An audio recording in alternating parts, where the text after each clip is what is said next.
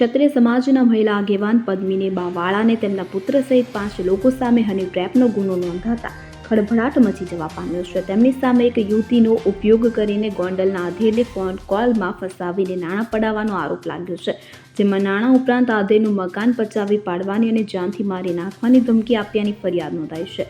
મળતી માહિતી અનુસાર ક્ષત્રિય સમાજના મહિલા આગેવાન પદ્મિની બાવાળા અને તેમના પુત્ર સહિત 5 લોકો સામે હની ટ્રેપ હેઠળ ગુનો નોંધવામાં આવ્યો છે. તેજલ છૈયા નામની યુવતી દ્વારા ગોંડલના 60 વર્ષીય નિવૃત્ત વ્યક્તિને પ્રેમજાળમાં ફસાવવામાં આવ્યો હતો. આરોપીએ આ વ્યક્તિને અવારનવાર વિડીયો કોલ તથા વોટ્સએપ કોલથી વાતચીત કરી હતી. ત્યારબાદ તેની સામે બળજબરીપૂર્વક પૈસા માંગવામાં આવ્યા હતા. ક્ષત્રિય સમાજના મહિલા આગેવાન પદ્મિની બાવાળાએ આ દીકરી સાથે આવું કેમ કર્યું એવું કહી ફરિયાદીને જાહેરમાં કપડાં કાઢી મારવાની અને મકાન પડાવવાની ધમકી આપી હતી. ત્યારબાદ ફરિયાદીએ Gondal city B division police station ખાતે ફરિયાદ નોંધાવી હતી. જે આપણે એક ભાઈ છે, એક ગાદીપતિ પોતે ભૂવા છે, કંઈક જોવે છે એવું એ બેન દ્વારા મને જાણવા મળ્યું છે. એ બેન રાજકોટ રહેતા હતા અને સત્ય સમર્પણ ન્યૂઝ દ્વારા મને બોલાવવામાં આવી. બરાબર, એ બેન ત્યાં ગયા હતા. એ બેન કંઈક એના ન્યાય માટે અને એક એના પરિવારનું એ બધું કરવા અને આ ભાઈનું પણ બધું કહેવા ગયા હતા. અને એ ન્યૂઝ મારફતે મને બોલાવવામાં આવી. પછી હું ત્યાં ગઈ. પછી બેનની મેં રજૂઆત સાંભળી. મેં બેનને એવું કીધું, મેં કીધું બેન બે પાસા મારે સાંભળવા પડે. એટલે મેં કીધું એ ભાઈ છે એને પણ મારે સાંભળવા પડશે.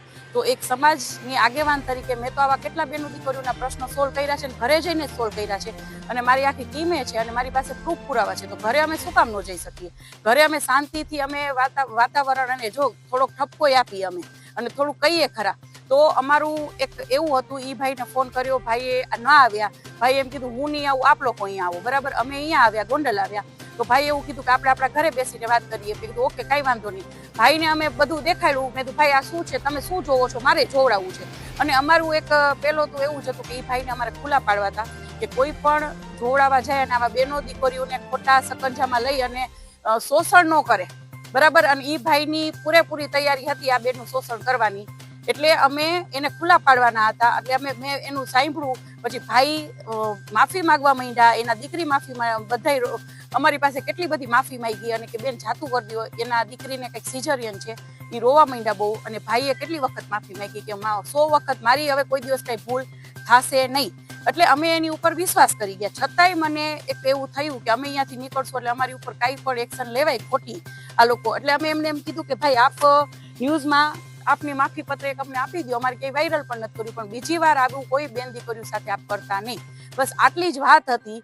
એમાં એટલું બધું ચગાવ્યું અને અમારા જેવા આગેવાન જે બેનો દીકરીઓને ન્યાય દેતા હોય એની ઉપર એફઆઈઆર કરી એ તો કરી, પણ ફક્ત મારા ભેગા ખાલી 2-3 દીકરા વાવ્યા હતા.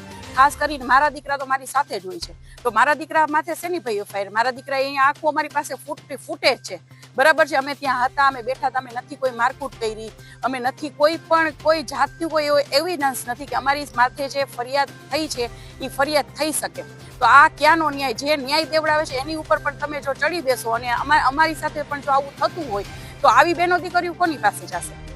એ મારે પ્રશ્ન પૂછવો છે. અને અત્યારે કેટલા બધા રેપ કેસ થાય છે, ન્યાય મળે છે દીકરીઓને? બરાબર, મને એવું કહેવામાં આવ્યું કે તમે તો મેં કીધું ભાઈ હવે અમારે ગુના કરવા છે તો બીજું તો શું કરીએ? અમે ઘરે ગયા, એ અમારી ભૂલ તો કેવી રીતના ભૂલ? અમે કઈ અહીંયા જઈને બીજી તમે આજુબાજુ વાળાને પૂછી લો, પ્રેમથી નીકળ્યા છીએ, પ્રેમથી ગયા છીએ, તો અમારો કયો ગુનો? હું એક સામાજિક આગેવાન તરીકે હું કોઈના ઘરે ન જઈ શકું? શાંતિથી વાત ચર્ચા ન કરી? અમે કેટલા બધા સમાધાન કરાવેલા છે. એટલે ખોટી રીતે અમારી પાસે મારી માથે ફરિયાદ થયેલી છે. તો આ હવે મારે કોની પાસે ન્યાય લેવા જવાનો?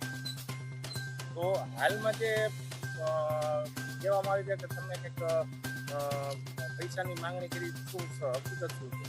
જી, પૈસાની માંગણી 100% છે જે કરી નથી. બરાબર છે, તો એ લોકો પાસે એવિડન્સ તો હશે ને, કેમ કે એ લોકોનો ફોન ચાલુ હતો અને મેં કીધું હતું કે તમારા ફોન ચાલુ રાખો, અમારા ફોને ચાલુ રાખી. તો એ લોકોને કેવો પ્રૂફ પુરાવા આવે? એક શબ્દ પણ એક રૂપિયાનો નીકળો હોય, કોઈ પણ એક શબ્દ એવો નીકળો હોય, કોઈ પણ એની પાસે એવા એવિડન્સ હોય, તો એ લોકોને કેવો મીડિયા સામે આવે અને મીડિયા સામે બધી રજૂઆત કરે અને પ્રૂફ પુરાવા આપે કે અમે કોઈ પણ એક રૂપિયાની પણ માંગણી કરી. પણ આની પાછળ બીજા કોઈ તત્વો કામ કરી રહ્યા છે.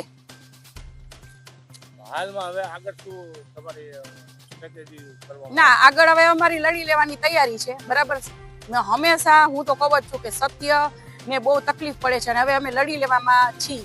જે પણ સત્ય હશે યાદ નહીં તો કાલ બારે આવશે. અમે નિર્દોષ છીએ, બેન નિર્દોષ છે.